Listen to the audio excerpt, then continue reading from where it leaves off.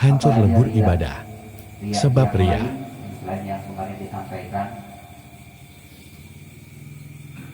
wa minha itla'un nas 'ala al-ibadah wa ghairiha. Yang termasuk salah satu bagian dari riya adalah itla'un nas 'ala al-ibadah wa ghairiha. Berharap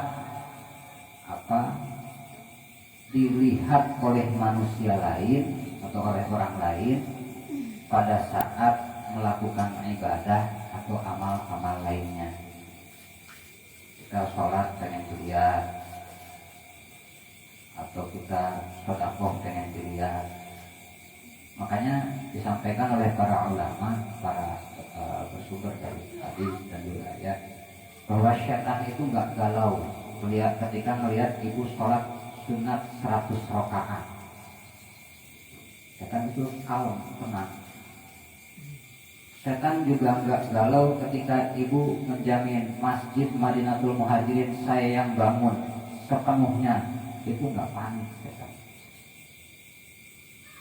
Atau melakukan amal-amal lain. Kenapa? Kata setan gampang, tinggal dihembuskan aja. Orang yang sholat 100 rakaat, ini loh saya sholatnya 100 rakaat. Orang yang bersedekah jariyah, saya loh yang bangun masjidnya. Artinya apa? Duitnya udah habis tuh buat bangun masjid, dihapus sama satu hembusan setan, pahalanya habis. Sedangkan di sini disampaikan bahwa innalikulli da'in dawaun, setiap penyakit ada obatnya, setiap dosa ada taubatnya. Artinya ketika dosa itu dilakukan, maka ketika bertaubat dia dikembalikan. Tapi ketika riya dilakukan, pahalanya sudah habis. Ketika bertaubat, pahalanya nggak akan dikembalikan lagi. Itu rugi. Maka ketika kita beramal ingin dilihat orang lain, itu adalah bagian dari riya. Dan ini adalah salah satu ilat atau riya yang paling mudah dideteksinya. Kita gampang mendeteksinya.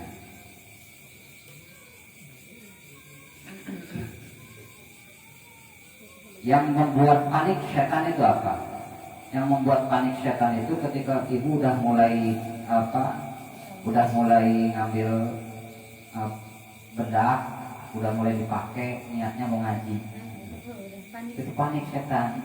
Karena orang ngaji, orang yang berilmu itu nggak akan bisa dimanipulasi, nggak akan bisa ditipu daya oleh setan. Orang yang berilmu, sehingga disampaikan di dalam salah satu hadis, faqihun wahidun mutawarri'un asyaddu 'ala syaitani min alfi 'abidi. Satu orang yang ahli ilmu, yang faqih, yang paham ilmu agama, itu lebih berat bagi setan dibandingkan dengan 1000 orang yang ahli ibadah. Rasul pernah menyampaikan bahwa ketika ada dua halakoh, tahu nggak halakoh? Halakoh ya kayak gini halakoh. Ketika ada dua kelompok itu riungan, ada dua perkumpulan, ada dua obrolan atau ada dua kegiatan yang mengumpulkan orang banyak, yang mana salah satunya adalah halakotul zikri dan salah satunya halakotul ilmi. Yang satu diisi dengan halakoh zikir, orangnya nangis semua saking sedihnya nggak tahu kenapa. Abang cicilannya belum kebayar ya nggak tahu. Atau sedih karena apa? Hanya dia yang tahu. Yang satunya halakotul ilmi, halakoh yang isinya ilmu, dibahas ilmu. Mana yang lebih disukai oleh Rasulullah? Yang lebih disukai oleh Rasulullah adalah halakotul ilmi. kalau umpamanya ada halaqah zikir, di situ isinya zikirnya sampai ribuan. Atau di situ yang satunya ada halaqah ilmu yang hanya dibahas tentang tata cara wudhu, tata cara sholat, itu yang lebih disukai oleh Rasulullah Shallallahu Alaihi Wasallam. Kenapa? Karena ketika halaqatul zikri rubama atau la'allakum, kadang-kadang namanya halaqah zikir, kadang-kadang diterima oleh Allah, kadang-kadang ditolak. Contohnya kita zikirnya jahar, zikir kencang, la ilaha illallah, kencang zikirnya sampai sambil gerak-gerak biar nggak ngantuk. Nah, kalau itu gaya terserah mau gayanya kayak gimana. Tapi hatinya sambil mikirin, aduh tahun baru kok nggak jalan-jalan kemana-mana, sambil mikir kayak gitu, itu yakin zikirnya ditolak sama Allah Subhanahu wa Ta'ala. Karena salah satu syarat dari terimanya zikir adalah hudurul qalbi, hadirnya hati. Jadi ketika kita mengucap la ilaha illallah, hatinya harus hadir bahwa tidak ada Tuhan selain Allah. Zikir banyak nanti, tidak harus la ilaha illallah, ada Allah, Allah, Allah. Nah, zikir nanti ada zikir khafi, ada zikir jahri. Zikir jahri yang paling afdal adalah la ilaha illallah. Kalau zikir khafi, setiap saat, setiap kedipan mata kita, setiap denyut nadi kita itu diisi dengan zikrullah. Udah belum? Setiap denyut nadinya diisi dengan zikrullah. 24 jam, berapa kali denyut nadinya? Diisi dengan update status sudah berapa kali?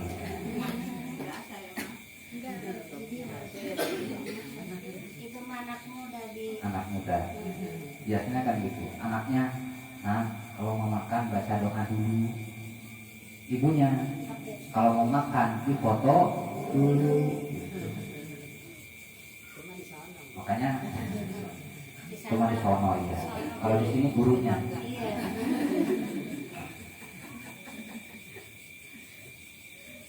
Makanya doa mau makan, doa mau tidur itu biasanya khusus untuk anak-anak.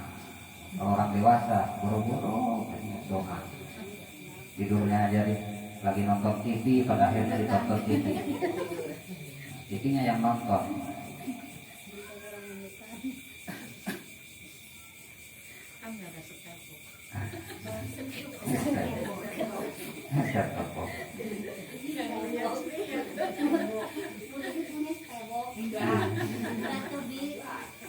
Kembali lagi, kita kembali ke laptop. Oleh Syekh Abdul Hasan Asy-Syadzili rahimahullah taala, dawuhnya Al-Imam Abdul Hasan Asy-Syadzili, Syekh Abdul Hasan Asy-Syadzili ini salah satu Sultanul Auliya. Jadi Sultanul Auliya itu ada yang kita kenal adalah Syekh Abdul Qadir Al-Jailani yang qaddasallahu sirrahu. Jadi kalau selain Sultanul Auliya Syekh Abdul Qadir Al-Jailani, ada 3 Sultanul Auliya yang lain, yaitu Syekh Sayyidi Abdul Hasan Asy-Syadzili, terus Syekh Ahmad Ar-Rifai, Syekh Ahmad Al-Badawi, Abdul Hasan Asy-Syadzili dan Ahmad Al-Badawi. Jadi 3. Syekh Abdul Qadir Al-Jailani, Syekh Ahmad Ar-Rifai, Syekh Ahmad Al-Badawi, Syekh Abdul Hasan Asy-Syadzili itu Sultanul Auliya, atau yang kalau bahasa kitanya rajanya para wali. Tapi yang kedudukannya tertinggi adalah Syekh Abdul Qadir Al-Jailani. Ketika kita mendengar disebut nama Syekh Abdul Qadir Al-Jailani, harusnya kita mengucapkan qaddasallahu sirrahu. Semoga Allah mensucikan sirrahnya. Dawuhnya Syekh Abdul Hasan Asy-Syadzili rahimahullah ta'ala, man adurru syai'un 'alal muridi